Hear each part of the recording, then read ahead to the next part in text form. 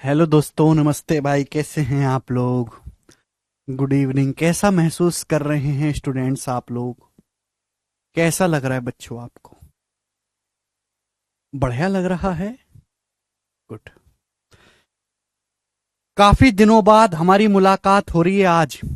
कितने दिनों बाद? 6 दिन की छुट्टियों के बाद। मैं पूछना चाहूंगा कि हाँ, सीपीओ 2024 से पहले आपका सिलेबस पूरा हो जाएगा। सीपीओ के पेपर से पहले इन 6 दिन की छुट्टियों में आपने थोड़ा बहुत कुछ पढ़ा कि सब मौजली कुछ पढ़ा? क्या आपको इन लंबी छुट्टियों के बाद पढ़ने का मन कर रहा है? बताओ। हाँ जी।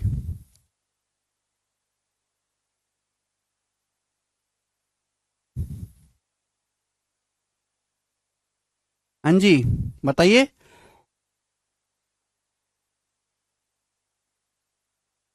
सर, ये जो क्वेश्चन कर रहे हैं आपको किस बुक में मिलते हैं? ये केवल शीर्ष में मिलते हैं। ये कई सारी बुक्स, ये प्रीवियस ईयर के अलग अलग एग्जाम के क्वेश्चन को सिस्टमेटिक ऑर्डर में कंपाइल किया गया है। तो बुक वगैरह में नहीं मिलते, ना ही बुक में डाले जा सकते हैं, क्योंकि आज डालेंगे 1 महीने बाद और नए सवाल आ जाएंगे, फिर और डालने पड़ेंगे। कुछ नहीं किया, जीरो अंडा किया। Very good. लास्ट क्लास में बच्चों हमने आपको पढ़ाया था डेविएशन। याद है किसी को हमने डेविएशन पढ़ाया था? और आज की क्लास में आपको सिखाऊंगा रिवर्स डेविएशन, डेविएशन का उल्टा। Reverse deviation, reverse deviation.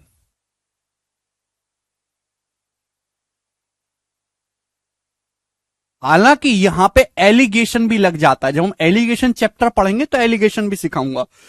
But deviation बहुत प्यारा मेथड है, कई सवालों में लगता है अलग अलग जगह। रिवर्स डेविएशन, डेविएशन का उल्टा। मेरे प्यारे भाई, ध्यान से सुनेगा, ध्यान से सभी लोग प्यार से सुनेगा। मैं आपको 2-3 एग्जाम्पल दूंगा, 2-3 एग्जाम्पल केयरफुली लिसन करेंगे। जैसे एक आदमी गेहूं खरीदता है और चावल खरीदता है। एक आदमी वीट और राइस खरीदता है। वीट मतलब गेहूं और राइस मतलब पल्स है भाई। तो मेरे दोस्तों, एक आदमी गेहूं भी खरीदता है और राइस चावल भी खरीदता है। तो गेहूं और चावल पे जो खर्चा है वो 7:5 के रेशियो में है। एक आदमी गेहूं और चावल पे जो खर्चा करता है उस खर्चे का अनुपात 7:5 है। गेहूं और चावल पे खर्चे का रेशियो 7:5 है। गेहूं पे खर्च 19% बढ़ जाता है। 19%। कितना बढ़ जाता है गेहूं पे खर्च? 19% बढ़ जाता है। 19%। जबकि ओवरऑल, ओवरऑल जो आपका खर्चा है, ओवरऑल, ओवरऑल खर्चा यानी कि मेरे प्यारे भाई, ओवरऑल खर्चा, ओवरऑल खर्चे का मतलब हो गया मेरे दोस्तों, गेहूं और चावल दोनों पे टोटल मिलाकर कुल खर्चा आपका बढ़ जाता है 25%। मैं आपको समझाने के ले रहा हूं एग्जांपल। 25%। तो मेरा सवाल आपसे यह है कि चावल का खर्चा कितने परसेंट बढ़ा? चावल पर खर्चा कितने परसेंट बढ़ा? मेरा सवाल आपसे यह है। उल्टा चीज पूछा गया है। डेविएशन में हमने क्या सिखाया कि ओवरऑल निकालने के लिए हम डेविएशन का इस्तेमाल करते हैं, लेकिन अगर किसी सवाल में हमको ओवरऑल इफेक्ट दिया हुआ है ऑलरेडी और आपसे कुछ उल्टा पूछा जाए, उसी को हम कहते हैं रिवर्स डेविएशन। एक बार मैं फिर से सवाल रिपीट कर देता हूं कि सवाल क्या है। एक आदमी गेहूं, गेहूं को हिंदी में हम लोग वीट बोलते हैं, इंग्लिश में वीट, और चावल खरीदता है, राइस चावल। एक आदमी गेहूं और चावल खरीदता है, उन पे खर्चा करता है। गेहूं पे और चावल पे खर्चे का अनुपात 7:5 है। आदमी का गेहूं पे, वीट पे खर्च 19% बढ़ जाता है। भाई गेहूं 19% महंगे हो गए। आदमी का जो टोटल खर्चा है गेहूं प्लस चावल पे मिलाकर, आदमी का टोटल खर्चा 25% बढ़ जाता है गेहूं और चावल पे मिलाकर। तो मेरा सवाल यह है कि चावल पे खर्चा कितने परसेंट बढ़ा? मेरा सवाल यह है, बताओ।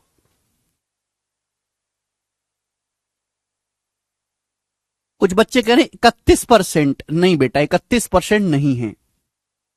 31% नहीं है, गलत कर रहे हो आप। देखो, इस सवाल को करने के दो तरीके हैं। इस सवाल को करने के दो तरीके हैं। पहले मैं आपको दिखाता हूं डेविएशन, ध्यान सुनिएगा बच्चों। मैं अगर आपसे कहूं, देखिए मुझे यह पता है कि आदमी का जो ओवरऑल खर्चा बढ़ा है वो 25% बढ़ा है, यानी कि 25% पे मुझको क्या करना है, खर्चे को बैलेंस करना है। आदमी का जो खर्चा है ओवरऑल कितना बढ़ा है, 25%। तो मुझे सुई की जो घड़ी है, और जो घड़ी की जो सुई है वो 25% पे लाके टिका देनी है। मैं बच्चों आपसे एक चीज पूछता हूं, ध्यान सुनेगा, मैं आपसे एक चीज पूछता हूं, ध्यान सुनेगा। एक आदमी का गेहूं और चावल पे खर्चा 7:5 के रेशियो में, गेहूं पर चावल पे खर्चा, गेहूं का प्राइस भी 25% बढ़ जाता है, चावल का प्राइस भी 25% बढ़ जाता है। तो मेरा सवाल यह है कि आप मुझे बताओ कि आपका ओवरऑल खर्चा कितने परसेंट बढ़ जाएगा। मेरा सवाल यह है, ओवरऑल खर्चा कितने परसेंट बढ़ जाएगा। हमारा सवाल आप लोगों से यह है, जवाब दीजिएगा, बताओ। आप जब घर में, जब रसोई में सामान खरीद के लाते हो, रसोई में, तो रसोई में गेहूं भी खरीद के लाते हो, चावल भी खरीद के लाते हो, तेल भी खरीद के लाते हो, सर्फ भी लाते हो, साबुन भी लाते हो, दाल भी लाते हो, ठीक है ना, राजमा भी लाते हो, सब्जियां भी लाते हो, हर चीज खरीद के लाते हो। हर चीज पे अलग अलग खर्चा होता है आदमी का। हर वस्तु पे खर्चा 25% बढ़ गया, हर वस्तु की कीमत 25% बढ़ गई। गेहूं भी 25% महंगा हो गया, चावल भी 25% महंगा हो गया। तो आपके पापा घर पे आके क्या कहेंगे आपकी मम्मी से, अरे भगवान आज तो महंगाई 25% बढ़ गई, महंगाई भी 25% बढ़ गई। अगर हर चीज 25% महंगी हो जाए, हर चीज का दाम 25% बढ़ जाए, तो आपके पापा घर पे आके क्या कहेंगे, यार किचन का सारा सामान, किचन की महंगाई, महंगाई का मतलब टोटल खर्चा 25% बढ़ गया। तो मेरे प्यारे भाई, गेहूं का खर्च 25% बढ़ गया, चावल पे 25% बढ़ गया, तो आपका ओवरऑल खर्चा भी 25% ही बढ़ेगा। ये बात क्लियर है, इसमें तो कोई डाउट ही नहीं। अब यहां पर मेरे दोस्तों क्या दिया हुआ है, यहां पर यह दिया हुआ है कि चिंता मत करो, मैं आपको 2-3 एग्जाम्पल दूंगा समझाने के लिए। आसान नहीं समझना, लेकिन एक बार समझ में आएगा तो मजाक बना दोगे। ओवरऑल खर्चा 25% बढ़ा भाई, एक आदमी कितना खर्चा बढ़ा, ओवरऑल 25%, ठीक है भाई। 25% खर्चा तभी बढ़ेगा जब गेहूं पे खर्च भी 25% बढ़े और चावल पे खर्च भी 25% बढ़े। आदमी का ओवरऑल खर्चा 25% कब बढ़ेगा, ओवरऑल 25% खर्चा कब बढ़ेगा, जब गेहूं पे खर्च भी 25% बढ़े और चावल पे खर्च भी 25% बढ़े, तभी तो 25% बढ़ेगा। गेहूं पे खर्च भी 25% बढ़े, चावल पर भी 25% बढ़े, तो ओवरऑल खर्च भी 25% बढ़ जाएगा। लेकिन ऐसा हुआ क्या, नहीं। गेहूं पे खर्च बढ़ा है 19%, गेहूं पे खर्च बढ़ना चाहिए था 25%, बढ़ा है 19%। 25 से 19 कितना कम है, 6% कम है। गेहूं पे खर्चा 6% कम बढ़ा है। क्लियर है, आप बोलोगे हां जी सर बिल्कुल से भी। ओवरऑल महंगाई बढ़ने कितनी चाहिए थी, महंगाई बढ़नी चाहिए थी 25%, तो गेहूं लेकिन 19% ही बढ़ा।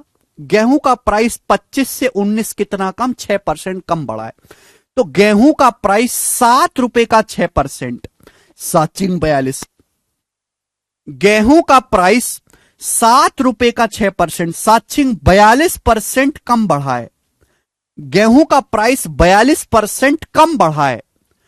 तो बैलेंस करने के लिए चावल का प्राइस 42% एक्स्ट्रा बढ़ा देंगे। गेहूं का प्राइस अगर 7 रुपए का 6%, 42% कम बढ़ा है, तो बैलेंस करने के लिए चावल का प्राइस 42% एक्स्ट्रा बढ़ा देंगे, जिससे कि ओवरऑल ये +42 -42 कट जाए, ओवरऑल आपकी कहानी 25% पे बैलेंस हो जाए। होता क्या है, सरकार ने ठान लिया कि हमें टोटल महंगाई 25% बढ़ानी। सरकार ने ठान लिया, सरकार की एक कॉन्फिडेंशियल मीटिंग हुई, उसमें ठान लिया कि हमें टोटल महंगाई को 25% बढ़ाना है। तो हर वस्तु का दाम 25% नहीं बढ़ाएगी, किसी का 25% से कम बढ़ाएगी, किसी का 25% से ज्यादा बढ़ाएगी, किसी का कम बढ़ाएगी, किसी का ज्यादा बढ़ाएगी, लेकिन ओवरऑल जो आएगा मेरे दोस्तों, ओवरऑल जो आएगा इनको जोड़ के वो जीरो आएगा। ओवरऑल जो कहानी होगी वो यहीं पे बैलेंस होगी आके। भाई हमें खर्चा बढ़ाना है ओवरऑल 25%, तो ये भी 25 बढ़ना चाहिए, ये भी 25 बढ़ना चाहिए, लेकिन ये 19% ही बढ़ा गेहूं पे, 6% कम। 25 से 19 एवरेज से ओवरऑल से कंपेयर करते 6% कम बढ़ा है। गेहूं का खर्चा 7 रुपए का 6% कम बढ़ा है। तो भाई गेहूं पे खर्चा जो कम बढ़ा है उसको चावल पे ज्यादा कर लेते, जितना गेहूं पे खर्चा कम बढ़ा उतना चावल पे एक्स्ट्रा कर लेते हैं, रहेगा ओवरऑल 25% ही। भाई गेहूं 6 रुपए कम बढ़े, चावल 6 रुपए ज्यादा महंगे कर लेते हैं, आ जाओगे 25 पे ही। इसको हम बोलते हैं डेविएशन। तो गेहूं के पे खर्चा 42% कम बढ़ा है, तो यहां 42% एक्स्ट्रा कर देते हैं मेरे दोस्तों, लेकिन कितने के सामान पर? हमें चावल का प्राइस निकालना है ना, चावल का प्राइस कितने परसेंट बढ़ेगा, जो भी हमको निकालना होता है वो होता है बेस वैल्यू, उसी से भाग करना होता है। चावल कितने रुपए का? 5 रुपए का। चावल कितने का खरीद रहे हो? 5 रुपए का। तो 42% बटे 5। ओवरऑल निकालना है तो ओवरऑल से डिवाइड करते हैं, चावल का खर्चा निकालना है तो चावल के खर्चे से डिवाइड करेंगे, जो भी आपको निकालना होता है उसी को बेस मान के हम लोग डिवाइड करते हैं। 5 से 42 कितना जाएगा? तो 5 अट्टे 40, 5 चौक 20। बिल्कुल नहीं समझ में आया होगा आपको, मुझे पता है, लेकिन रोने की जरूरत नहीं। कमेंट में मुर्दे की तरह बैठे रहो, मुर्दे की तरह चुपचाप कुछ मत बोलो। 25 में 8 जोड़ेंगे 33.4%, तो चावल पे खर्च 33.4% बढ़ेगा, और ये सवाल का आंसर होगा। चावल पे खर्च 33.4% बढ़ेगा, 7 रुपए का 6%, 7×42 42%। क्लियर है? आप बोलोगे हां जी सर बिल्कुल सही। इस 7 की 6 में गुणा हुई है। गेहूं कितने का खरीद रहे थे? 7 रुपए का, तो 7 रुपए का 6% कितना आएगा? 7×42 42%। 42% यहां कम बढ़ा है तो एक्स्ट्रा कर देंगे, कितने के सामान पर? 5 रुपए के सामान पर, तो बटे 5। ये होता है रिवर्स डेविएशन, ठीक है ना, ये होता है रिवर्स डेविएशन मेरे प्यारे भाई। रिवर्स डेविएशन बहुत ही प्यारा सवाल है मेरे दोस्तों, ठीक है ना। अच्छा, ये तो मैंने आपको समझाया रिवर्स डेविएशन, मैं आपको इसका बेसिक भी बताऊंगा कि ये ऐसा हुआ क्यों, ठीक है ना। ध्यान सुनेगा मेरे प्यारे भाई। जिन बच्चों ने डेविएशन की पिछली क्लास देखी है वो ही समझ पाएंगे, जिन्होंने पिछली क्लास को मिस किया है उनको कुछ भी समझ में नहीं आएगा, और ऐसे लोगों से मुझे कोई मतलब नहीं है, ठीक है ना। सबमिट क्यों गया इतने जल्दी? चलो, अच्छा यहां पे आना, सॉरी।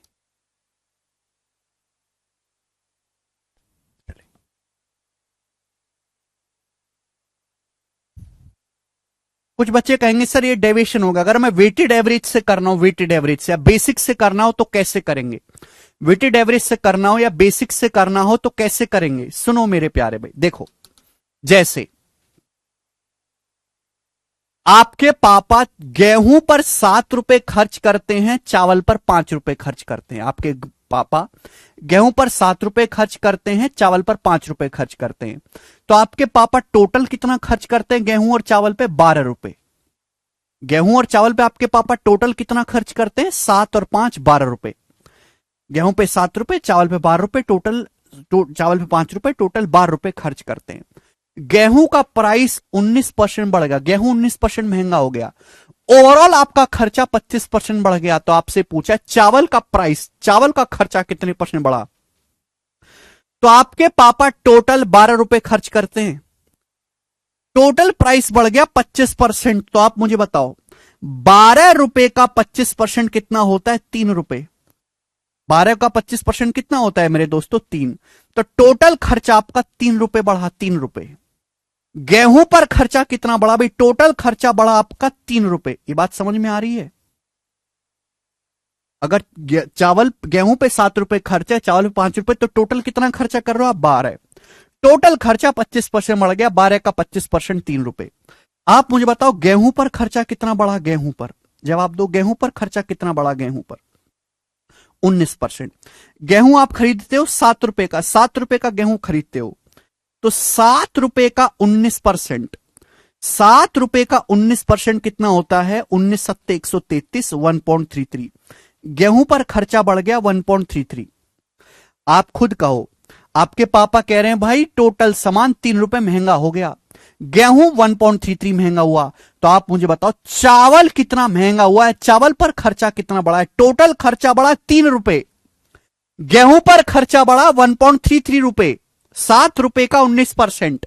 तो गेहूं चावल पर खर्चा कितना बढ़ा माइनस करेंगे, 3 में से घटाएंगे, कितना आएगा भाई? जब 3 में से इसको घटाओगे तो आएगा 1.67, यानी कि चावल पे खर्च 1.67 रुपये बढ़ा। चावल पे खर्च कितना बढ़ा? 1.67 रुपए चावल पे खर्च बढ़ा। कितने रुपए पर? पहले चावल आप ₹5 का खरीद रहे थे, ₹5 पर, ₹5 चावल का खर्चा था पहले, अब चावल पे खर्चा 1.67 रुपीज बढ़ गया। परसेंटेज में कितना? इंटू 100%। 5 से जब मैं 100 को काटूंगा 20 बार तो चला जाएगा मेरे दोस्तों, ये आपका 1.67 के 20 में गुणा होगी 33.4%, और ये वही आंसर आ गया। ये होता है वेटेड एवरेज। समझ में आया? आप बोलोगे हां जी सर आया। एक बात बताओ, आपको आंसर निकालना था परसेंटेज में। जब आपको आंसर परसेंटेज में ही निकालना है तो फिर इस बात को आपको रुपीज में कन्वर्ट करने की जरूरत क्या? आप इसको परसेंटेज में ही रहने दो, आप इसको परसेंटेज में ही रहने दो। ये जरूरत क्या है मेरे दोस्तों आपको इसमें कन्वर्ट करने की? परसेंटेज में ही रहने दो। आप एक बात बताओ, गेहूं प्लस चावल कितने का खरीद रहे हो? ₹7 का गेहूं, ₹5 का चावल, टोटल आप ₹12। ₹12 का 25% कितना होता है? 300% आपका खर्चा बढ़ गया। 12 गुणा 25 300%, 12 गुणा 25 300%। गेहूं पे खर्च कितना बढ़ा? गेहूं पे खर्च बढ़ा 7 गुणा 19, ₹7 का 19% हो गया 133, 19 सत्ते 133। टोटल खर्चा बढ़ना चाहिए 300, गेहूं पे बढ़ा 133, तो चावल पे कितना कितना बढ़ा होगा? 300 में से 133 माइनस कर देंगे, 167%। तो भाई चावल पे खर्च बढ़ा होगा 167, 133 और 167 जोड़ के 300 आएगा। 167% चावल पे खर्चा बढ़ा, कितने के समान पर? ₹5 के समान पर, बटे 5। चावल है कितने का? ₹5 का, बटे 5। 167 को 5 से भाग करेंगे 33.4% आएगा। ये है बेटा, ये हो गया वेटेड एवरेज मेरे दोस्तों। बिल्कुल प्रज्वल, यही किया है हमने।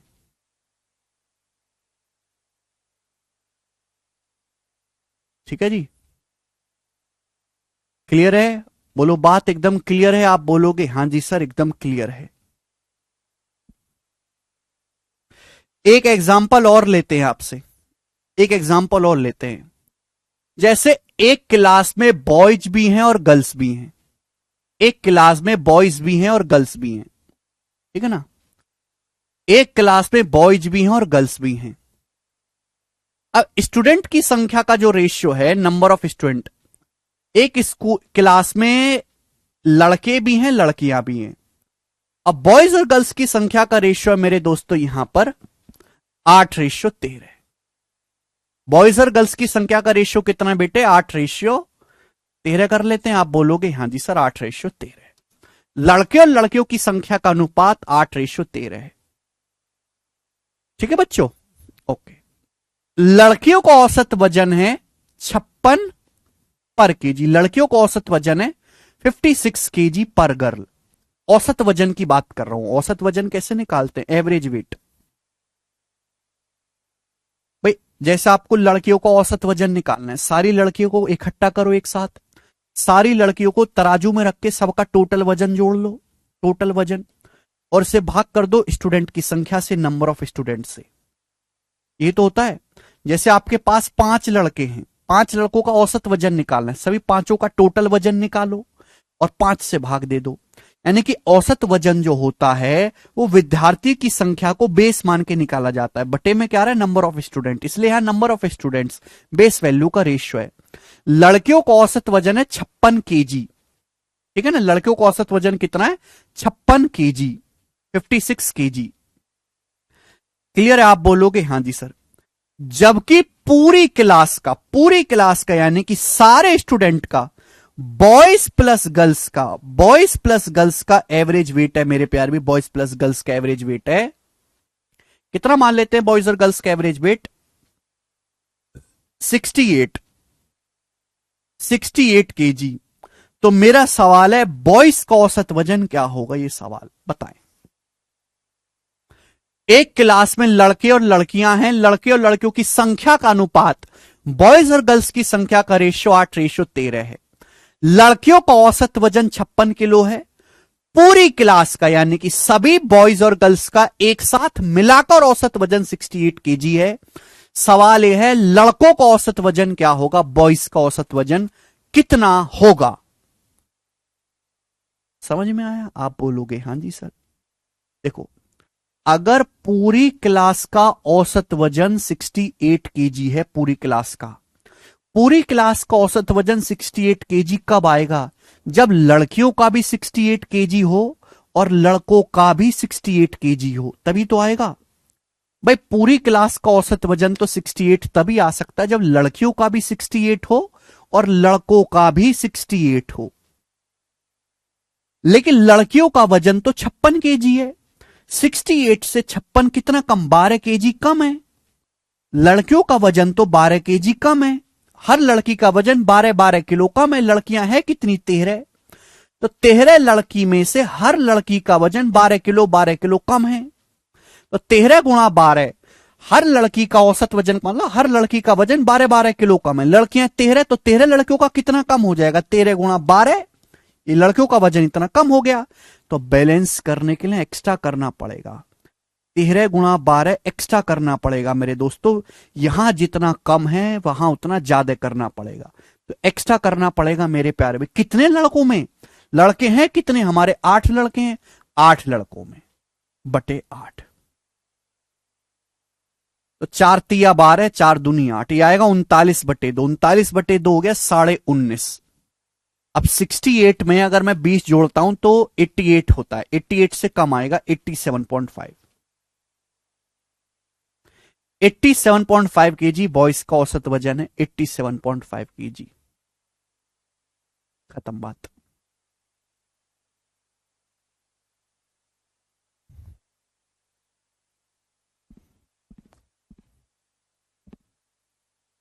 दो दो एग्जाम्पल मैंने आपको देने की कोशिश करी, दो दो एग्जाम्पल, एक ये और एक ये, ठीक है ना? कम से कम अब आपको समझ जाना चाहिए, ठीक है जी? नहीं अनीश, हमको कहानी 68 केजी पे, पूरी क्लास का औसत वजन 68 केजी है, इस पर लाके बैलेंस करनी है। ये 68 केजी, ये लाइन पे बैलेंस करनी है।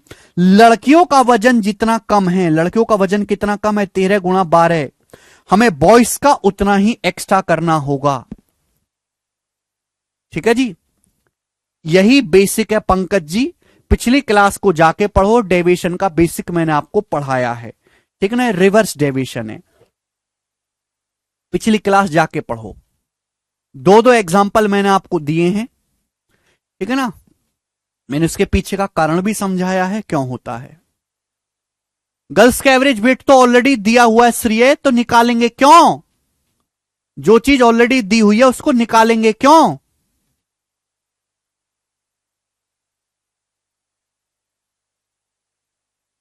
चले अब इस पे बेस सवाल करते हैं, सवाल नंबर 58। चले, जितना ज्यादा हम सवाल प्रैक्टिस करेंगे, टोटल स्टूडेंट से डिवाइड करेंगे सिर्फ। अरे भैया जो चीज पूछी, इसमें क्या पूछा है? बॉयज का एवरेज वेट, तो बॉयज से भागकर 8 बॉयज थे। इसमें क्या पूछा है? इसमें पूछा है राइस का प्राइस कितना बढ़ा, तो राइस का प्राइस 5। जो भी पूछेगा उसी को बेस मान के डिवाइड करते हैं। डेविएशन पिछली क्लास में पढ़ाया है, लेक्चर बंद कर दो और पिछली 2 क्लास को जाकर दोबारा पढ़ दो। रश्मि गोयल एवरेज, ओवरऑल एवरेज कैसे निकालना है वो मैं ऑलरेडी पढ़ा चुका हूं, उस पर 20 सवाल करवा भी चुका हूं मैं। 20 सवाल ऑलरेडी करवा चुका हूं डेविएशन पे, जाके दोबारा पढ़ो। हाथ जोड़ के रिक्वेस्ट है, अगर आप इस तरीके से करते रहोगे तो हम कभी सिलेबस पूरा नहीं कर पाएंगे। घर पे जाके पुराने लेक्चर को रिवाइज करके पढ़ के आया करो।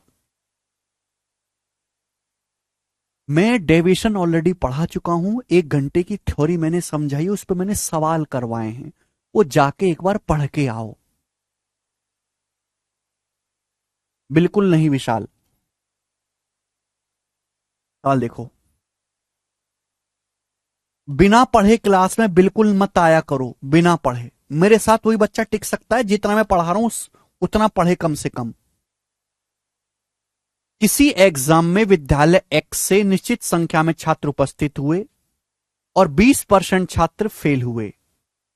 उसी परीक्षा में विद्यालय एक्स की तुलना में विद्यालय वाई से 130% अधिक छात्र उपस्थित हुए। यदि दोनों विद्यालय से उपस्थित हुए कुल छात्रों में से 90% पास हुए हैं तो विद्यालय वाई के अनुत्तीर्ण छात्रों का प्रतिशत ज्ञात करें। बहुत अच्छा सवाल। देखते ही जो बालक समझदार है वो देखते ही समझ जाएगा कि ये रिवर्स डेविएशन का सवाल है। कैसे? दो स्कूल है एक्स और वाई, दो स्कूल है एक्स और वाई। ध्यान सुनेगा मेरे प्यारे भाई, दो स्कूल हैं, स्कूल के नाम है एक्स और वाई। चलिए, साल में साफ साफ कहा गया है कि किसी एग्जाम में स्कूल एक्स से एक निश्चित संख्या में स्टूडेंट उपस्थित हुए। स्कूल एक्स में कुछ बच्चे जो एक एग्जाम में बैठे, जितने बच्चे स्कूल एक्स में एग्जाम में बैठे हैं उसमें से 20% स्टूडेंट फेल हो गए। बहुत अच्छी बात। स्कूल एक्स में जितने भी बच्चे एग्जाम देने बैठे हैं उसमें से 20% स्टूडेंट फेल हो गए। स्कूल एक्स में जितने बच्चे पेपर देने गए हैं उसमें से 20% फेल हो गए। आगे देखो, from school y 130% more student than that from school x appeared in the same examination. School y में स्कूल एक्स की तुलना में 130% ज्यादा स्टूडेंट्स ने पेपर दिया है। स्कूल वाई में स्कूल एक्स के कंपैरिजन में 130% ज्यादा स्टूडेंट ने सेम पेपर दिया है।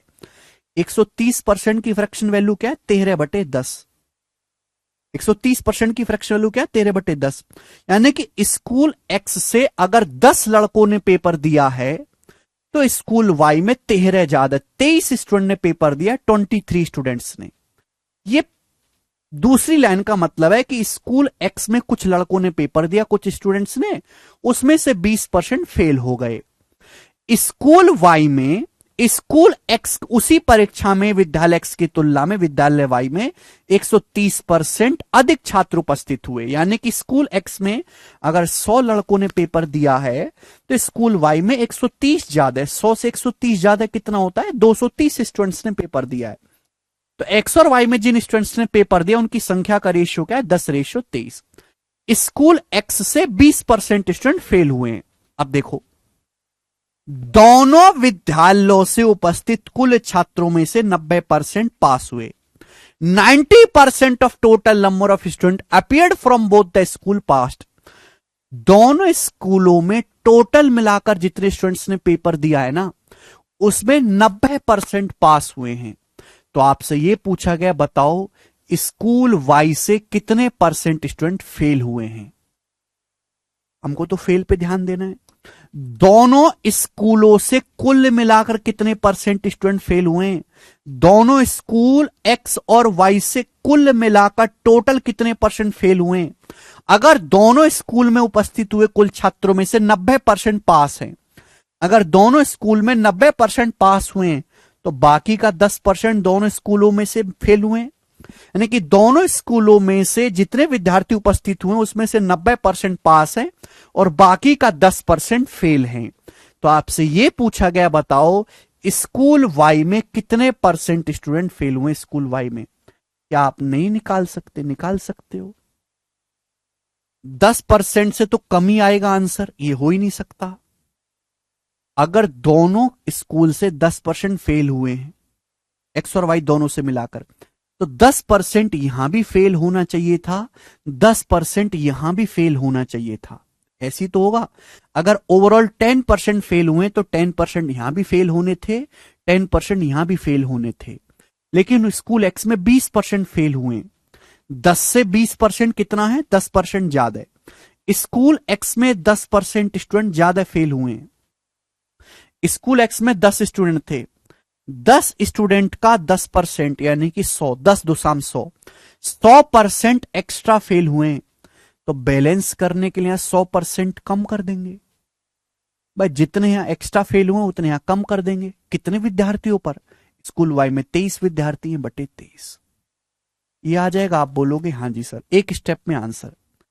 23 से भाग देंगे, 100 को 4 बार जाएगा, 23 चौका 92, बचेगा 8 जीरो, और 23 दिया 69, 10 में से 4.3 घटाएंगे तो कितना आएगा? 5.7। डी ऑप्शन सवाल का आंसर है। 5.7%। खत्म।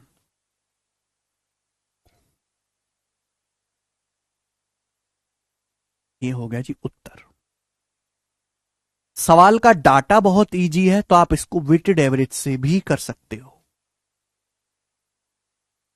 कितना प्यारा, बेहतरीन, जबरदस्त सवाल है। बिल्कुल चिंता मत करो, मैं आपको इतनी प्रैक्टिस करवाऊंगा, इतनी प्रैक्टिस करवाऊंगा कि आप प्रैक्टिस करते करते ही सीख जाओगे। ये देखिएगा, ध्यान से सुनिएगा। किसी विषय के, ये सारे प्री के सवाल है, मेंस का इनमें एक भी नहीं है। किसी विषय के 180 अंकों की परीक्षा में 75% अंक थ्योरी के लिए और बाकी प्रोजेक्ट के लिए जो है एलोकेट किए जाते हैं। आप कोई एग्जाम दोगे 180 नंबर का, तो उसमें थ्योरी भी होगा और प्रैक्टिकल भी होगा। ठीक है भाई, थ्योरी के 75% मार्क्स लगेंगे और प्रैक्टिकल के 25% मार्क्स लगेंगे। ध्यान से सुनिएगा, अगर आप 180 नंबर का कोई पेपर देते हैं तो 180 में से 75% मार्क्स की आपकी थ्योरी आएगी और बाकी प्रोजेक्ट आएगा। यानी कि थ्योरी और प्रोजेक्ट के टोटल मार्क्स किस रेशियो में है? थ्योरी और प्रोजेक्ट के टोटल मार्क्स किस रेशियो में है बताओ भाई। 180 नंबर का आप पेपर दोगे तो थ्योरी का वेटेज है 75% और बाकी का 25% प्रोजेक्ट का है। तो थ्योरी और प्रोजेक्ट के मार्क्स का जो रेशियो है वो 3:1 है, थ्योरी प्रोजेक्ट के टोटल मार्क्स का। वीना के थ्योरी में 60% नंबर आए, बेचारी वीना है, वीना के थ्योरी में नंबर आए 60%। तो पूछा यह गया है, इस विषय में कुल 62% अंक प्राप्त करने के लिए प्रोजेक्ट में कितने अंक लाने चाहिए? अगर उसको कुल 62% नंबर लाने, कुल 62% लाने, कुल का मतलब थ्योरी प्लस प्रोजेक्ट, कुल का मतलब हो गया भाई थ्योरी प्लस प्रोजेक्ट दोनों में मिलाकर अगर 62% स्कोर करना है, 62%, तो उसे प्रोजेक्ट में कितने परसेंट नंबर लाने पड़ेंगे? ये सवाल है। बन गया रिवर्स डेविएशन का? बन गया कि नहीं बन गया? पढ़ते पढ़ते ही पता लग जाएगा। अगर ओवरऑल 62% नंबर लाने हैं बच्चों, तो थ्योरी में भी 62% होने चाहिए, प्रोजेक्ट में भी 62% ही होने चाहिए। दोनों में 62% आते तो ओवरऑल भी 62% हो जाता। लेकिन थ्योरी में नंबर आए हैं उसके केवल 60%। 62 से 60 कितना कम है? थ्योरी में 2% नंबर कम आए। थ्योरी है 3 नंबर की, 3 का 2, 3 दूनी 6, थ्योरी में 6% नंबर कम है। तो बैलेंस करने के लिए 6% एक्स्ट्रा नंबर लाने पड़ेंगे। कितने पर? 1 मार्क्स पर बटा 1। तो 62 जमा 6 हो गया 68। तो प्रोजेक्ट में 68% उसको स्कोर करना पड़ेगा। 64 नहीं आएगा, 65 नहीं आएगा, 68 आएगा। Very good. लड़कियों का आंसर आ रहा है, लड़के तो गधे हैं बेटा, लड़कों की तो कोई इज्जत ही नहीं है, तो बस की नहीं है लड़कों के। तो एक और सवाल ऐसा ही बताएं। आईसीआर असिस्टेंट 2022 के पेपर का सारे सवाल रिवर्स डेविएशन के। मैं सवाल को बहुत सीक्वेंस पे बांट के रखता हूं, डिवाइड करके। जितना सीक्वेंस और टाइप वाइज मैं पढ़ाता हूं कोई नहीं पढ़ाता। चलिए, एक वर्ष में खेले जाने वाले 240 खेलों में से एक क्रिकेट टीम उनमें से 80% जीतना चाहती है। एक क्रिकेट की टीम है, उसका टारगेट है कि हम एक साल में 240 मैच खेलेंगे और 240 में से 80% मैच हमको जीतने हैं। ठीक है, पहले से खेले गए 65% खेलों में से सफलता की दर 75% है। भाई जितने गेम होने हैं उनमें 65% खेल खेले जा चुके हैं और 65% में जो सक्सेस रेट है वो 75% है। अभी तक 65% खेल ही खेले गए और उनमें से 75% वो टीम जीती है।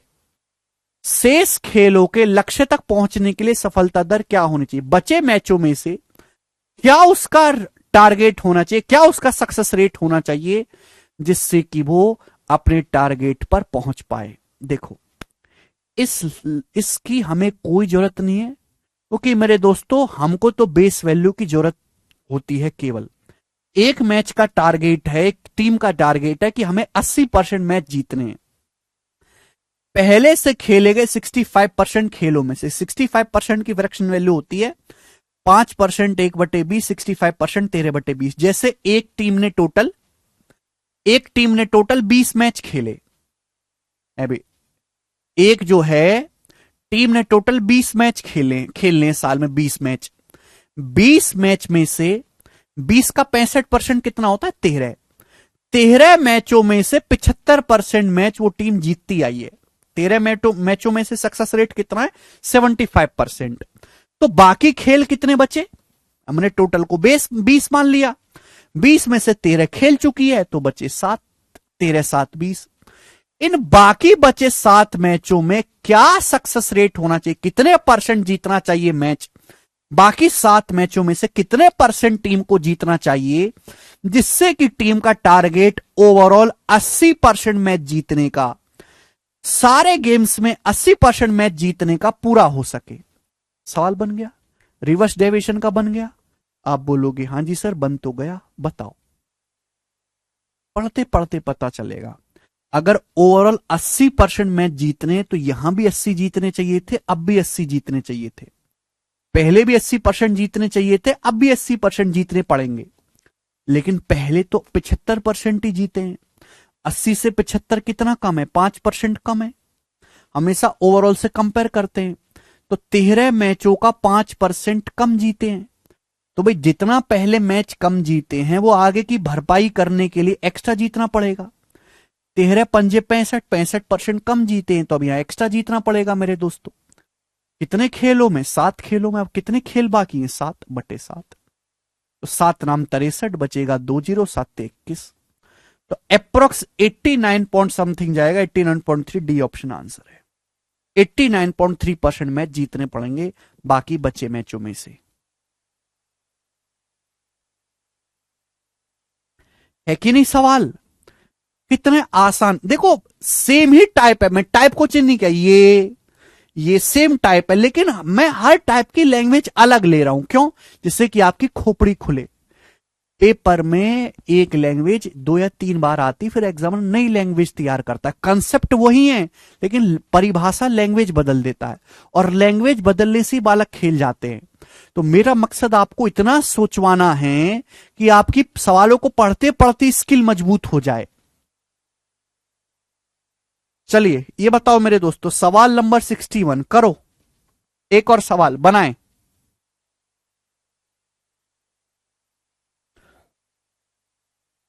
ये बैंकिंग के पेपर का सवाल है 2016 का, बैंकिंग का। बनाओ। एक कंपनी के कर्मचारियों का 40% पुरुष है। अच्छा जी, एक कंपनी में कर्मचारी हैं उसमें 40% मेल है, तो बाकी क्या है? फिर फीमेल है। एक कंपनी में हमारे कुछ कर्मचारी हैं उसमें 40% मेल है। एक बार बताओ, अगर 40% मेल है तो बाकी की 60% फीमेल है। 100 में से 40 घटाओ, फीमेल है 60। तो मेल और फीमेल की संख्या का रेशियो कितना है? 20 दूनी 40, 20 तिया 60, 2:3। अब फ्रैक्शन में कन्वर्ट करके भी सोच सकते हैं, तो 2:3 मेल फीमेल की संख्या का रेशियो है। अब सुनो, सारा खेल लैंग्वेज का है। सॉल्यूशन गधा भी कर लेगा, सारा खेल सवाल की लैंग्वेज समझने का है। मेल फीमेल का रेशियो एक कंपनी में 2:3 है। 75% पुरुष 38,000 रुपए प्रति वर्ष से अधिक कमाते हैं। 75% पुरुष ऐसे हैं जो 38,000 रुपए सालाना से ज्यादा कमाते हैं। कंपनी के 48% कर्मचारी 38,000 रुपीज से ज्यादा कमाते। कंपनी के 48% कर्मचारी। ठीक, सवाल में पूछा यह गया है, सवाल में कंपनी द्वारा नियोजित महिलाओं का कितना अंश ऐसा है जो या तो 38,000 रुपए के बराबर कमाते हैं या उससे कम कमाते हैं? कितनी फ्रैक्शन महिलाएं, कितनी महिलाएं ऐसी हैं जो या तो 38,000 रुपीज के बराबर कमाती हैं या उससे कम कमाती हैं? ये सवाल है, थोड़ा सा दिमाग लगाना है। एक कंपनी में मेल फीमेल की संख्या का रेशियो 2:3 है। भाई मैं ये ध्यान दे देता हूं, मैं ध्यान देता हूं 38,000 रुपए से ज्यादा कमाने वाले लोगों पे। चलो ये ध्यान दे देते हैं। मेल फीमेल की संख्या का रेशियो 2:3 है। 75% आदमी ऐसे हैं जो 38,000 रुपए सालाना से ज्यादा कमाते हैं। और पूरी कंपनी में 48% कर्मचारी ऐसे हैं, पूरी कंपनी में मेल प्लस फीमेल मिलाकर, पूरी कंपनी का मतलब मेल प्लस फीमेल मिलाकर 48% कर्मचारी ऐसे हैं जो 38,000 रुपीज से ज्यादा कमाते हैं। तो मेरा सवाल ये बन गया, तो बताओ कितनी परसेंट महिलाएं ऐसी हैं जो 38,000 रुपए सालाना से ज्यादा कमाती हैं? कितने परसेंट महिलाएं ऐसी हैं? आप निकाल पाओगे एक सेकंड में? अगर ओवरऑल 48% है तो ये भी 48 होना चाहिए था, ये भी 48% होना चाहिए था। आप बोलोगे हां जी सर बिल्कुल सही, लेकिन 48 से 75 कितना ज्यादा है? 27% ज्यादा है। बोलो तो दो आदमियों का 27% कितना होगा? 54। 27 दूनी 54 है, 54% एक्स्ट्रा है। तो बैलेंस करने के लिए 54% कम कर देते हैं।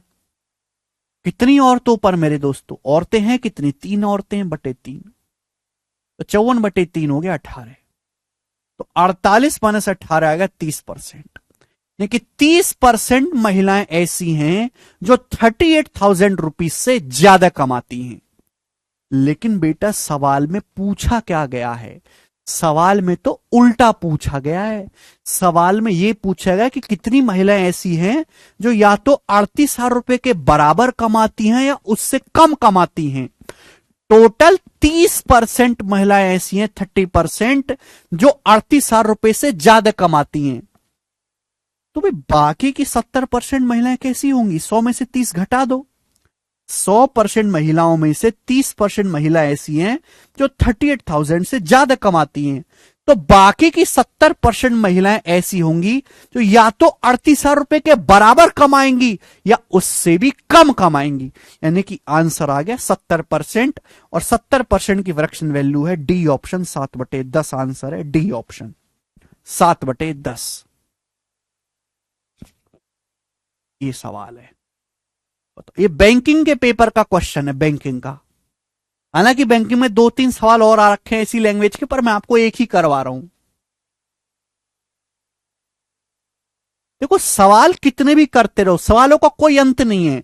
मेरा मकसद यह है कि ज्यादा से ज्यादा वैरायटी, इतनी वैरायटी आप पढ़ लो कि आपको कुछ भी नया ना लगे, सब आपको पुराना लगे कि यार ये भी करा हुआ, ये भी करा हुआ है।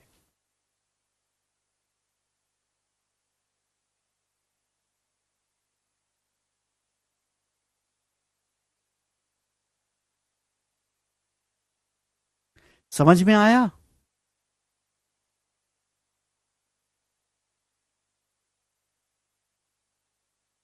नहीं प्रेम। आगे अगला टाइप 62 नंबर मेरे दोस्तों, 62 नंबर। अब प्यार से सुनेगा मेरे प्यारे भाई। मैंने आपको इनकम एक्सपेंडिचर सेविंग वाले सवाल करवाए ना भाई लोगों, 100 मान के। इस सीट की स्टार्टिंग में मैंने आपको बताया था इनकम एक्सपेंडिचर सेविंग वाले सवाल। ऐसा सवाल तो मैं आपको करवा चुका हूं ना। पहले आप ये सवाल पढ़ो, पहले आप ये सवाल पढ़ो बेटा। क्वेश्चन 30% महिलाएं रेशमा वो आई हैं जो 38,000 रुपए से ज्यादा कमाती हैं। पूछा ये 38,000 रुपए के बराबर या उससे कम कमाने वाली महिलाएं। रेशमा मेरे शब्दों को सुना करो, मैं क्या बोल रहा हूं, केवल बोर्ड पे मत देखा करो।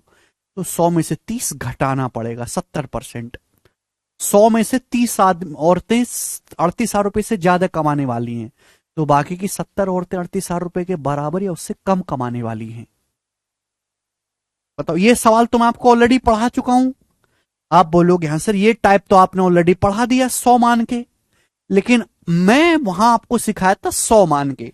आज मैं आपको सिखाऊंगा डेविएशन से। सुनो बच्चों,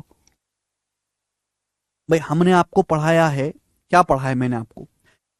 इनकम बराबर एक्सपेंडिचर प्लस सेविंग, आय बराबर खर्चा प्लस बचत, इनकम मतलब आय, आय बराबर खर्चा प्लस बचत, बीच में किसका साइन है? प्लस का।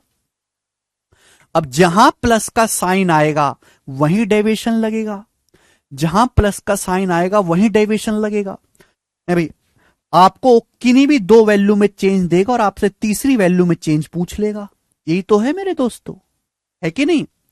जैसे पहली लाइन पढ़ो, एक आदमी अपनी इनकम का 33:1/3% बचत करता है। अब 33:1/3% की फ्रैक्शन वैल्यू है 1/3। एक आदमी अपनी इनकम का 1/3 बचत करता है, इसका मतलब क्या है? अगर कोई आदमी अपनी इनकम का 1/3 बचत कर रहा है, इसका मतलब अगर आदमी की इनकम 3 रुपए, अगर आदमी की इनकम 3 रुपए है तो 3 में से 1 रुपए की वो बचत कर रहा है। आदमी की इनकम 3 है तो 1 रुपए की वो बचत कर रहा है, तो खर्चा कितना कर रहा है? 2। तो आदमी के खर्चे और उसकी बचत का रेशियो 2:1 है। ये सवाल में दिया हुआ, मैं नहीं कह रहा, इस सवाल में दिया हुआ है। आदमी की बचत, आदमी के खर्चे और उसकी सेविंग का रेशियो 2:1 है। इन एक्सपेंडिचर और सेविंग्स का रेशियो 2:1 है। बोला है आदमी की बचत 22% बढ़ जाती है, आदमी की सेविंग 22% बढ़ जाती है, 22%। खर्चा 10% बढ़ जाता है, आदमी का खर्चा 10% बढ़ जाता है। तो पूछा गया उसकी इनकम कितने परसेंट बढ़ जाएगी? इनकम का मतलब क्या हुआ? इनकम कितने परसेंट बढ़ जाएगी? इनकम का मतलब होता है एक्सपेंडिचर प्लस सेविंग।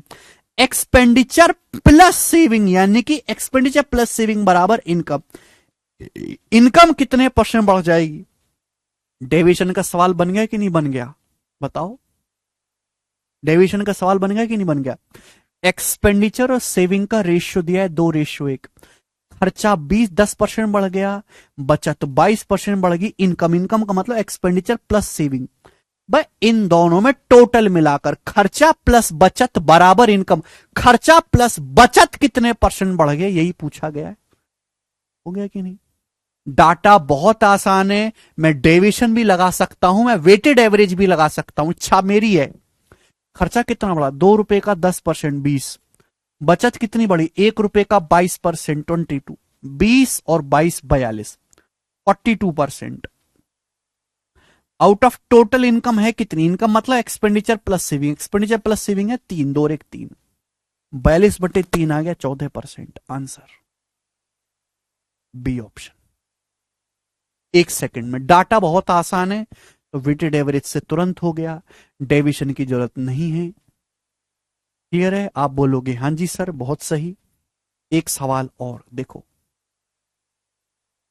बहुत मजा आएगा भाई आपको, हमारे तरीके से सवाल करोगे उड़ उड़ के होगा। सीमा की बचत उसकी खर्चे का 16% के बराबर है। 16% की फ्रैक्शन वैल्यू होती है 4/25।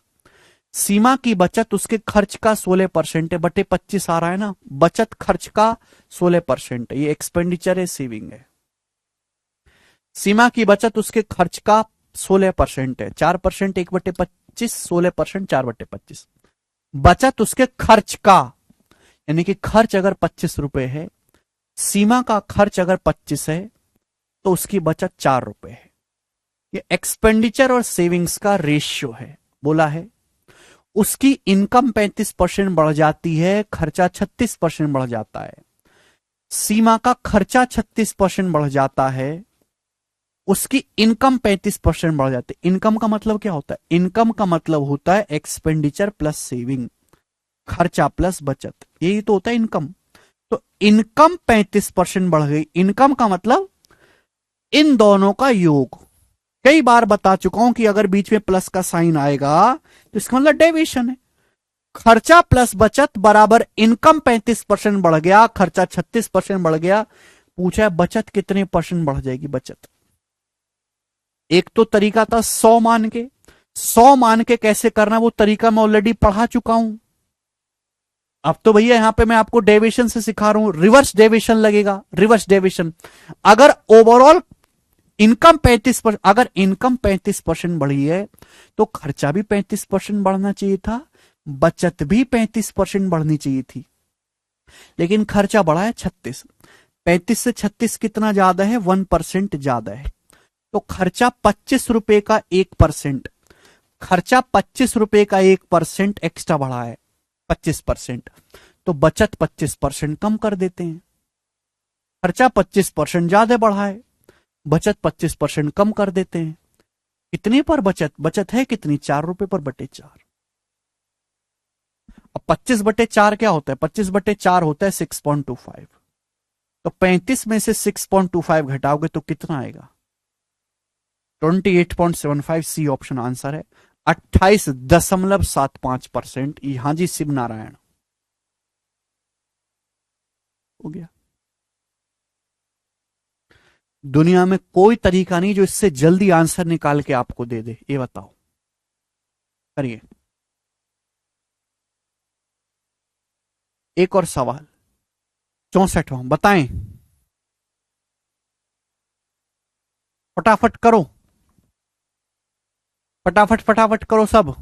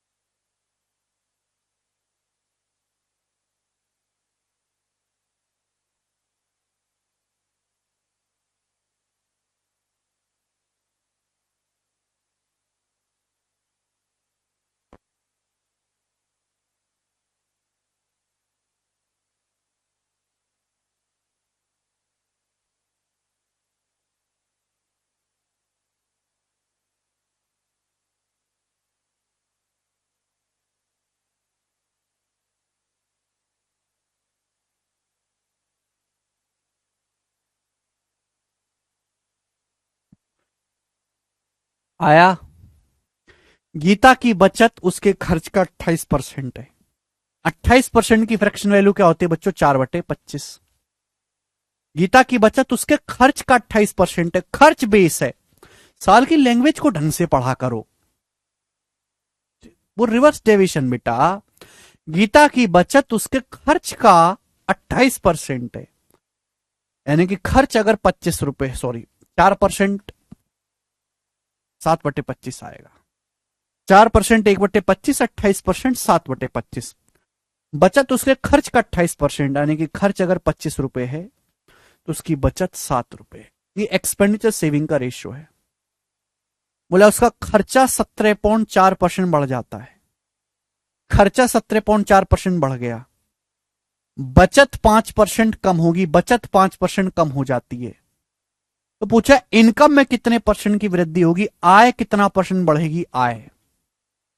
सिंपल सा सवाल है। ओवरऑल आपसे पूछा है, ओवरऑल नहीं निकाल सकते, डेविएशन से भी हो जाएगा, वेटेड एवरेज से, दोनों ही आसान है। भाई खर्चा कितना बढ़ा? खर्चा बढ़ा 25 का 17.4%। तो 25 की 17.4 में गुणा करेंगे क्या आएगा? 25 की जब मैं 17 में गुणा करूंगा 250 और 175, 425। 25 की 17 में गुणा करूंगा 425, 25 की 0.4 में गुणा करूंगा 100, दशमलव लगेगा 10 हो जाएगा 435। 25 की 17.4 में गुणा करूंगा 435%। बचत कितनी घटी भी? 7 रुपए का 5%, 7×5 = 35। यानी कि ओवरऑल आपका बढ़ा 400%। कितना बढ़ा ओवरऑल? 400%। आप बोलोगे हाँ जी सर बिल्कुल सही। कितने के समान पर? इनकम कितनी है 25/7 32/32, तो 4 8 32, 100/8 कितना आ जाएगा, 100/8 हो जाएगा 12.5। डी ऑप्शन आंसर है। 100 को 8 से भाग देंगे 12.5%। बात समाप्त, कुछ भी नहीं है इस सवाल में। मोनिका समझ में आया? ठीक है जी। यहां ओवरऑल पूछी गई है, जब ओवरऑल पूछा जाएगा डेविएशन लगा देंगे। रिवर्स डेविएशन तभी लगेगा जब रिवर्स चीज पूछी हो। इस साल में रिवर्स उल्टी चीज पूछी थी तो रिवर्स डेविएशन लगेगा विपुल। मेथड को पढ़ो ढंग से कि कौन सी चीज कहां लगेगी, रटो मत उसको। ये बताइएगा। एक और सवाल आपके सामने, बताओ। एक और सवाल 65 नंबर। राधा की बचत उसके खर्च के 28% के बराबर है। फिर से 28% की फ्रैक्शन वैल्यू 7/25। राधा की बचत खर्च का 28% है, यानी कि एक्सपेंडिचर सेविंग का रेशियो आ जाएगा।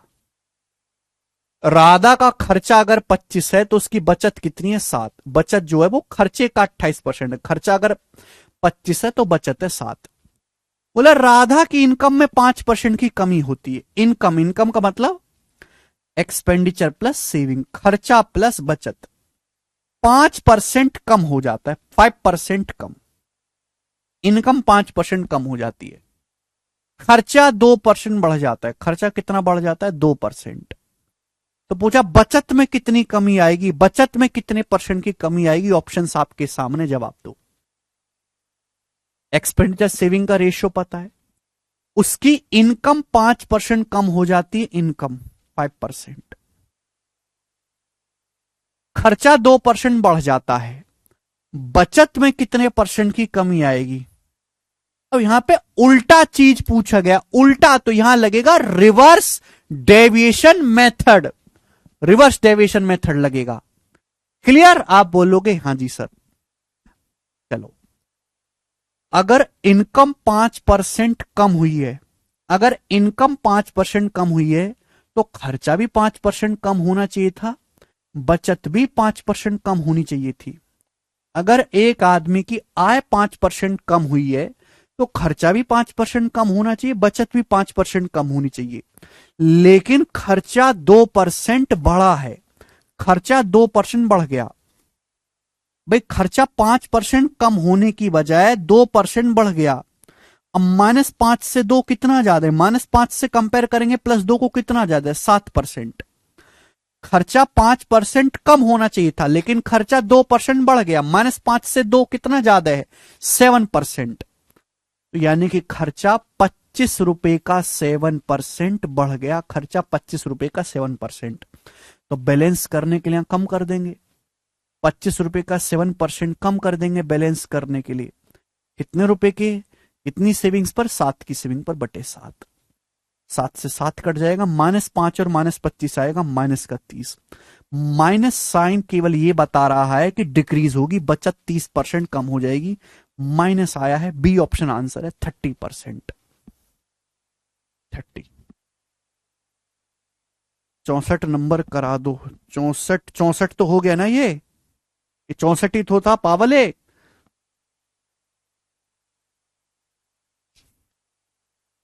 64 ही तो ये। तो 30% इस सवाल का आंसर है। माइनस आ रहा है तो डिक्रीज, प्लस है तो प्लस।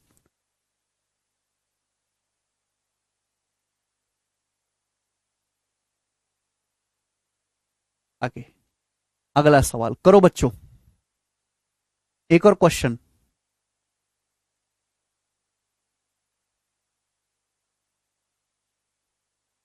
अरे भैया एवरेज ओवरऑल से कंपेयर करते हैं। इनकम 5% कम हो गई, खर्चा 2% बढ़ गया। -5 से 2 कितना ज्यादा है। इनकम 5% कम हो गई, खर्चा भी 5% कम होना चाहिए था लेकिन खर्चा 2% बढ़ गया।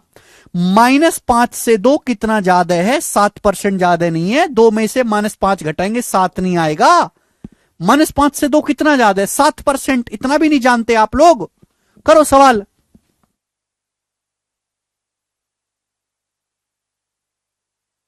प्लस माइनस देख के डर जाते हैं। सुरभि की बचत उसके खर्च का 16% है। सुरभि की बचत खर्च का 16% है। 16% मतलब 4/25, यानी कि सुरभि का खर्चा अगर 25 रुपए है तो बचत 4 है। ये एक्सपेंडिचर है, सेविंग है। सुरभि का खर्चा अगर 25 रुपए है तो सुरभि की बचत 4 है। सुरभि की जो बचत है उसके खर्च का 16% है। सुरभि का खर्चा अगर 25 है तो उसकी बचत 4 है। उसकी इनकम में 35% की वृद्धि होती है, खर्चे में 38% की वृद्धि होती है। सुरभि का खर्चा 38% बढ़ गया, 38% सुरभि का खर्चा। सुरभि की इनकम कितनी बढ़ी? 35%। इनकम 35% बढ़ गई। तो आपसे पूछा उसकी बचत में कितने परसेंट की वृद्धि या कमी हुई, बचत कितने परसेंट बढ़ी? सवाल ये, इनकम 35% बढ़ी है, खर्चा 38% बढ़ा है, पूछा बचत कितने परसेंट बढ़ी।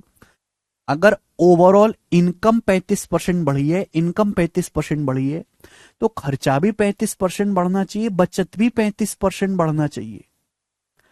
लेकिन खर्चा बढ़ा है 38। 35% से 38% कितना ज्यादा है? ओवरऑल से कंपेयर करते 3%। ओवरऑल आपकी इनकम बढ़ी कितनी है? 35, लेकिन खर्चा 38 बढ़ा है। 35 से 38 कितना ज्यादा है? 3%। तो खर्चा 25 रुपए का 3% एक्स्ट्रा बढ़ा है। खर्चा 25 का 3%, 25 या 75% एक्स्ट्रा बढ़ा है।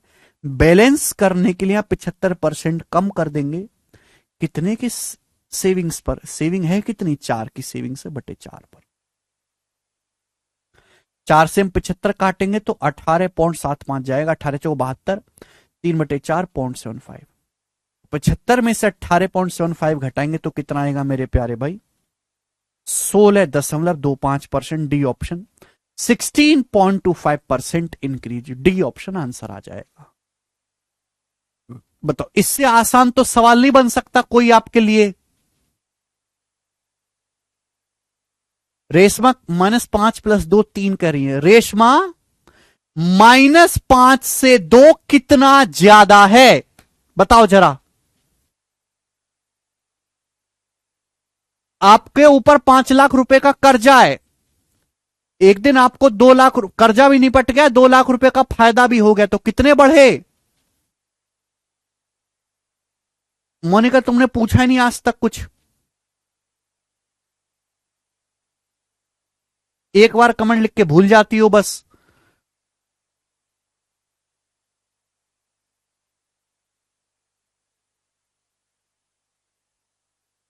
ठीक है, आगे चलते, नेक्स्ट क्वेश्चन।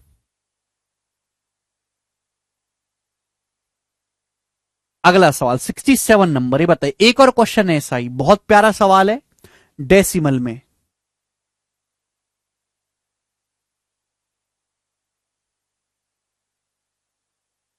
सुधा बता तो दिया, रिवर्स डेविएशन मेथड तब लगेगा जब उल्टी चीज पूछी हो।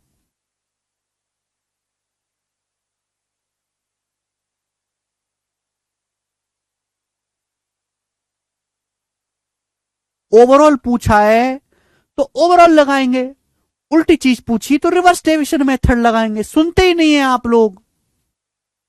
घर से पढ़ के क्यों नहीं आते हो?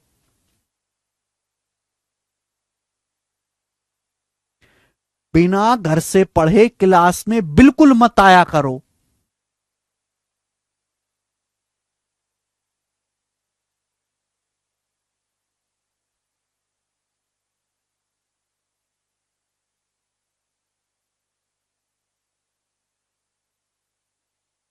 अरे डाउट पूछो तो सही कमेंट में। गधे डाउट डाउट लिखते रहते। अरे समस्या लिखा करो, क्या प्रॉब्लम है? रेशियो डिवाइड मेथड यूज नहीं करना। कौन सा रेशियो डिवाइड मेथड? कोई मेथड नहीं है ऐसा। सवाल की लैंग्वेज को पढ़ के समझ आएगा। इनकम बराबर एक्सपेंडिचर प्लस सेविंग। इनकम बराबर एक्सपेंडिचर प्लस सेविंग। कोई भी 2 वैल्यू में चेंज देगा, तीसरी में पूछ लेगा, बस इतना सा टाइप है। कई बार बताऊं इस बात को? इनकम बराबर एक्सपेंडिचर प्लस सेविंग। आपको इनका रेशियो दिया हुआ है, पहली लाइन में इनका रेशियो दिया हुआ है पहली लाइन में। आपको किन्हीं भी 2 वैल्यू में चेंज देगा, किसी भी 2 में, इसमें दे सकता है, ये पूछ लेगा। ठीक है ना? इसमें देगा, ये पूछ लेगा। इसमें इसमें देगा, ये पूछ लेगा, किन्हीं भी दो में चेन देगा, तीसरा पूछ लेगा। इतना सा टाइप है बस, क्योंकि बालक पढ़ नहीं रहे आसी। घर से पढ़ के आया करो बेटा, घर से पढ़ के मेहनत करो। केवल मेरे ऊपर डिपेंड मत रहो कि तुम्हारे बस की मेहनत मैं ही करता रहूंगा, मेहनत तो आपको ही करनी पड़ेगी। ए अप कट ऑफ 150 पार हो गई, 150 पार, और आप ऐसी लल्लू चीजों में उलझे रहोगे तो कट ऑफ भी, नौकरी तो दूर कट ऑफ भी क्लियर नहीं कर पाओगे। ऐसी हरकतें रहेंगी आप और इतना गिरा हुआ स्तर रहेगा आपका, तो कट ऑफ भी क्लियर नहीं कर पाओगे। ए अपनी इनकम में से 35% बचत करता है, 35% की फ्रैक्शन वैल्यू 7/20। ए अपनी इनकम में से, देखो 5% 1/20 होता है, 35% 7/20।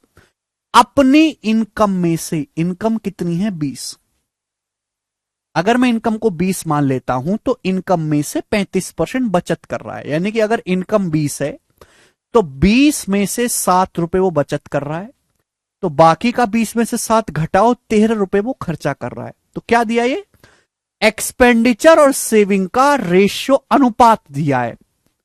क्लियर। अब बोला क्या गया है, इनकम में 20.1% की वृद्धि होती। इनकम का मतलब एक्सपेंडिचर प्लस सेविंग, बीच में प्लस आएगा, जहां बीच में प्लस आएगा वहां डेविएशन लगेगा। कई बार बताऊं, सुनते क्यों नहीं हो। जहां बीच में प्लस का साइन आएगा वहां डेविएशन लगेगा, बात खत्म, इसके आगे डाउट आने नहीं चाहिए। जब मैंने आपसे बोल दिया कि जहां बीच में प्लस प्लस आएगा वहां डेविएशन लगेगा, बात खत्म। डाउट आया कहां, क्यों आया, फिर बताओ क्यों तुम्हारी सड़ी हुई खोपड़ी में डाउट आया। जितना मैं बोलूं केवल उतना सुनो, और उसके आगे और पीछे कुछ भी सोचने की जरूरत नहीं है। इनकम बराबर होता है एक्सपेंडिचर प्लस सेविंग। इनकम 20.1% बढ़ गई, इनकम का मतलब होता है खर्चा प्लस बचत। 20.1% बढ़ गया, खर्चा बढ़ गया 25%। खर्चा कितना बढ़ जाता है 25%। तो पूछा बचत में कितने परसेंट की वृद्धि होगी, वही तो मैं समझा रहा हूं इतनी देर से गधा लोग, कि भाई किन्हीं भी दो में चेंज देगा आपसे, तीसरी में पूछ लेगा, कभी इनमें चेंज देकर ये पूछ लेगा, कभी इन दोनों में चेंज देकर ये पूछ लेगा, कुछ भी पूछ लेगा। ठीक। यहां पे उल्टा पूछा गया है, उल्टा। ओवरऑल आपको दिया है और आपसे उल्टा पूछा गया है सेविंग में। ओवरऑल आपको दिया हुआ है ऑलरेडी। जब ओवरऑल आपको दिया हुआ है तो कैसे निकालेंगे, रिवर्स डेविएशन मेथड। ठीक है जी, आप बोलोगे हां जी सर। एक बार बताओ, अगर आदमी की इनकम 20.1% बढ़ी है तो खर्चा भी 20.1% बढ़ना चाहिए था, और बचत भी 20.1% ही बढ़नी चाहिए थी। खर्चा भी 20.1% बढ़ना चाहिए था, बचत भी 20.1% बढ़नी चाहिए थी, लेकिन खर्चा बढ़ा है 25%। 20.1 से 25 कितना ज्यादा है, 4.9%। 4.9% ज्यादा है। 20.1 से 25 कितना ज्यादा है, 4.9% ज्यादा है बच्चों। तो खर्चा 13 रुपए का, खर्चा जो है वो 13 रुपए का 4.9% एक्स्ट्रा बढ़ा है खर्चा। तो खर्चा जितना एक्स्ट्रा बढ़ा है बचत को उतना ही कम कर देंगे। खर्चा 13 रुपए का 4.9% एक्स्ट्रा बढ़ा है, बैलेंस करने के लिए बचत को उतना ही कम कर देंगे। 13 का 4.9% कम कर देंगे मेरे दोस्तों। कितने रुपए की बचत पर, बचत है कितनी, 7 रुपए बटे 7,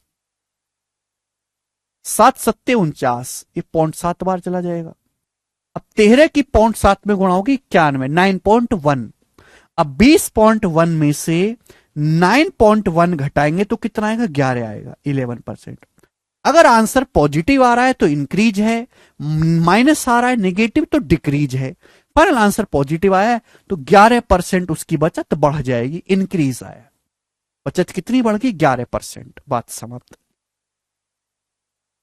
इस सवाल को 100 मान के भी किया जा सकता है। 100 मान के कैसे होगा मैंने आपको बता दिया है, लेकिन 100 मान के करोगे तो कैलकुलेशन थोड़ी ज्यादा होगी, इसलिए हमने आपको यह तरीका सुझाया है। इससे कैलकुलेशन बहुत कम हो जाती है और समय बचता है। देखो, अगर आपको समय बचाना है तो दिमाग ज्यादा लगाना होगा। 100 वाले तरीके में दिमाग लगाने की कोई जरूरत नहीं, वो कोल्हू के बैल वाला तरीका। गधों वाला तरीका, 100 मानो, उसमें कोई कंफ्यूजन डाउट है नहीं, इसमें है, लेकिन समय भी तो बच रहा है। जहां इंसान को समय बचाना पड़ेगा वहां बुद्धि ज्यादा लगानी पड़ेगी, मेहनत ज्यादा करनी पड़ेगी।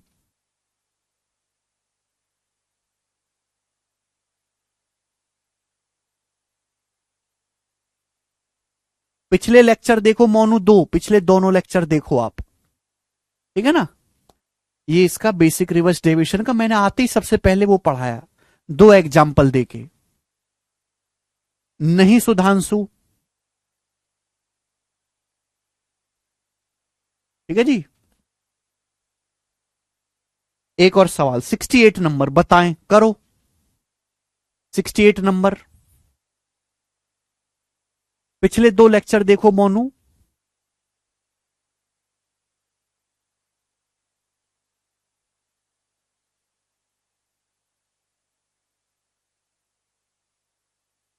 जी, एक आदमी की मंथली इनकम 87,500 है और मंथली खर्चा 50,000 रुपए है। अगले साल उसकी इनकम 33% बढ़ जाती है, खर्च 18% बढ़ जाता है, बचत में कितने परसेंट की वृद्धि होगी? देखो देखो, मैं कई बार बता चुका हूं कि सवाल को सॉल्व करने के लिए एक्सपेंडिचर और सेविंग की जरूरत ही नहीं है। सवाल को सॉल्व करने के लिए तो केवल आपको रेशियो की जरूरत है। एक आदमी की मंथली इनकम 87,500 है इनकम, जबकि आदमी का मंथली खर्चा 50,000 रुपए है। तो आप मुझे यहां से उसकी इनकम और खर्चे का रेशियो नहीं निकाल सकते, मुझे जरूरत ही नहीं है। तो एक आदमी की इनकम 87,500 है, इनकम, इनकम आय एक महीने में 87,500 कमाता है, जिसमें से वो 50,000 रुपए खर्च करता है। तो बताओ इनकम और खर्चे का रेशियो क्या है? दो जीरो तो कट ही जाएगा, फिर किससे जाएगा? 125 से। 125 का पहाड़ा मैंने याद करने के लिए बोला है 4 बार, 125 से जाएगा 7 बार। 125 का पहाड़ा याद करो, बहुत इंपॉर्टेंट नंबर है। यानी कि आदमी का इनकम अगर 7 रुपए है, इनकम 7 है, तो आदमी का खर्चा 4 है, तो बचत कितनी होगी? कोई आदमी 7 रुपए कमाता है जिसमें से 4 रुपए वो खर्चा कर रहा है, तो बचत कितनी होगी? 3 रुपए। आदमी की एक्सपेंडिचर और सेविंग का रेशियो है। तो ये जो फर्जी चीज दी है इसकी कोई जरूरत ही नहीं थी आपको, इससे आप केवल रेशियो निकाल लो। रेशियो निकालोगे, समय बचेगा आपका। अगले साल उसकी इनकम 33% बढ़ जाती। इनकम का मतलब क्या हुआ? इनकम का मतलब हो गया एक्सपेंडिचर प्लस सेविंग, बीच में प्लस, जहां प्लस है वहां डेविएशन है। आदमी का खर्चा, सॉरी आदमी की इनकम, एक्सपेंडिचर प्लस सेविंग 33% बढ़ गया, एक्सपेंडिचर प्लस सेविंग। आदमी का खर्चा 18% बढ़ जाता है, खर्चा 18%। तो पूछा गया कि बचत कितने परसेंट बढ़ जाएगी? अभी पिछले वाले नॉर्मल सवालों की तरह बन गया कि नहीं बन गया, बताओ। आप बोलोगे हाँ जी सर। अगर इनकम 33% बढ़ी है तो खर्चा भी 33% बढ़ना चाहिए और बचत भी 33% बढ़नी चाहिए, ही तो होगा।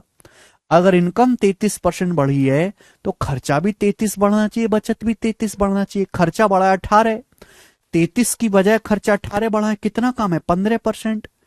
33 से 18 कितना कम है? 33 माइनस 18, 15% कम है। कम है तो माइनस, ज्यादा है तो प्लस। तो खर्चा 4 रुपए का 15% कम बढ़ा है, 4 का 15%। तो बैलेंस करने के लिए एक्स्ट्रा कर देंगे। 4 का 15 कितना होता है? 15 चौका 60, 60% एक्स्ट्रा कर देंगे। कितनी बचत पर? 3 की बचत पर बटे 3।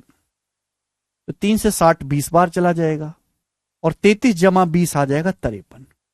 इसका मतलब बचत आदमी की 53% बढ़ जाएगी। बी ऑप्शन सवाल का आंसर है। अनिकेत कह रहे हैं कैसे पढ़ूं जो मेरे 15 क्वेश्चन तक लग जाएं एसएससी जीडी? 15 क्वेश्चन? अच्छा भैया,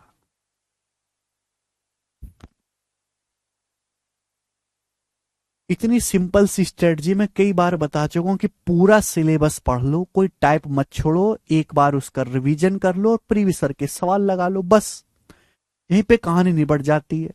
पर तुम लोग सुनने को तैयार ही नहीं है। लास्ट क्वेश्चन करेंगे मेरे दोस्तों, इस टाइप का लास्ट सवाल नंबर है आपके सामने 69, जवाब दीजिएगा। लास्ट क्वेश्चन करो।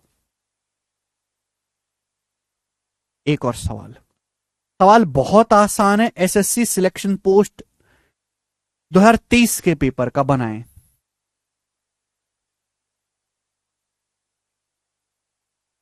अन्विता की इनकम 28,500 है, उसका खर्चा 22,500 है। इनकम 16% बढ़ जाती है, खर्चा 10% बढ़ जाता है, बचत कितने परसेंट बढ़ जाएगी? 1 सेकंड में निकाल लोगे? मुझे क्या पता है? मुझे पता है कि एग्जैक्ट वैल्यू की जरूरत ही नहीं, मुझे तो रेशियो लेना है। इनकम 28,500 है, इनकम, खर्चा 22,500, रेशियो लेंगे, 2 जीरो कट जाएगा। और किससे जाएगा? 5 से। 5 2 7 8 15, और ये भी मेरे दोस्तों 15 से चला जाएगा। 15 कम 15 बचेगा 13, 15 निम्मा 135, और ये 15 बार। यानी कि अगर इनकम 19 रुपए है, इनकम 19 है, इनकम 19 है तो खर्चा 15 है, तो बचत कितनी है? 4 रुपए। ठीक है।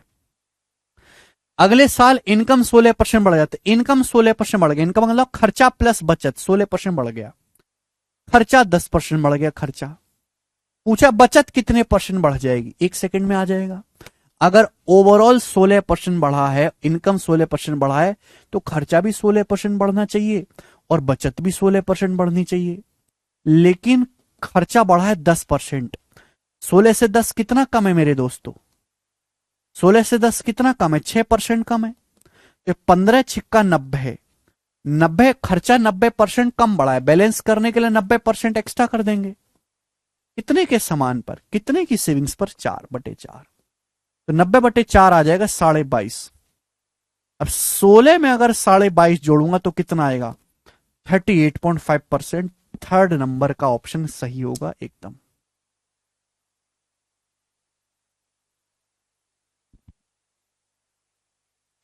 संदीप कह रहे हैं क्वेश्चन 66 में कैसे पता चला कि इंक्रीज हुआ है? 66 में कैसे पता चला? भाई संदीप, मैं तुमको 10 बार बता चुका हूं, 10 बार, लेकिन आपने मेरी बात सुनी नहीं एक भी बार। क्या आप चाहते हो कि मैं हर बात को छोटे बालक की तरह इमला पे उतरवाऊं?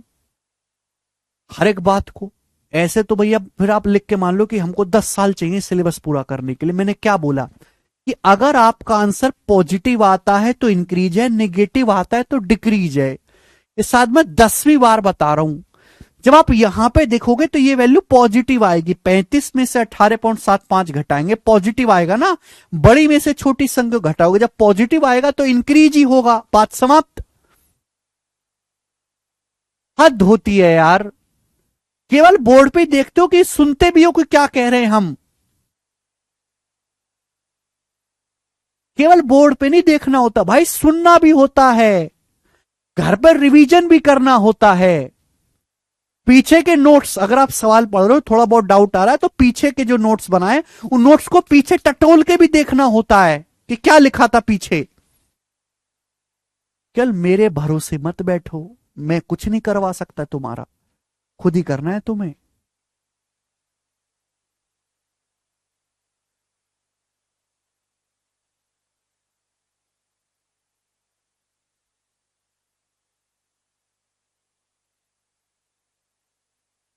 जब तक घर से पढ़ के नहीं आओगे, रिवीजन करके नहीं आओगे, कुछ नहीं हो सकता आप लोगों का। क्या मैं कितना भी अच्छा पढ़ा लूं, जब तक बालक खुद से नहीं पढ़ेगा और ये फर्जी की चीजें नहीं पूछना बंद करेगा, कुछ नहीं होगा। एक एक बात को 10-10 बार मुझे कहना पड़ता है। हर बात को लिखवाना पॉसिबल नहीं, आप जानते हो, क्योंकि हर बात को हम लिखवाने लगे एक छोटी छोटी बात को तो सिलेबस कितना लंबा खिंचेगा बताओ, कभी पूरा ही नहीं होगा।